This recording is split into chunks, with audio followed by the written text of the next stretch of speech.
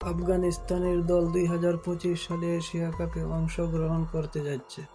24 August রবিবার Asia cup cricket টুর্নামেন্টের জন্য আফগান দল ঘোষণা করেছে আফগানিস্তান ক্রিকেট বোর্ড। এই টুর্নামেন্টের জন্য 17 সদস্যের একটি দল নির্বাচন করেছে। আফগানিস্তান দলে অধিনায়কত্ব তারকা বোলার রশিদ খানের হাতে তুলে দেওয়া হয়েছে।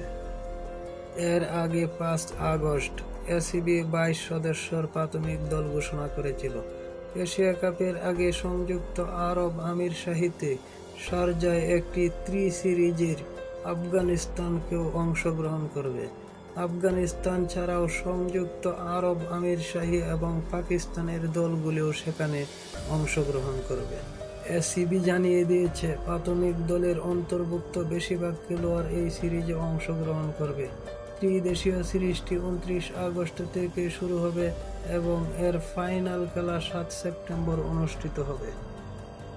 এশিয়া কাপের জন্য আফগানিস্তানের 17 সদস্যের স্কোয়াড: রশিদ খান অধিনায়ক, রহমান উল্লাহ গুরবাজ, ইব্রাহিম জাদরান, দরবেশ রাসুলি, সাদেকুল্লাহ আটাল, আজমাতুল্লাহ উমরজাই, করিম জানাত, মোহাম্মদ নবী, গুলবাদিন নায়েব,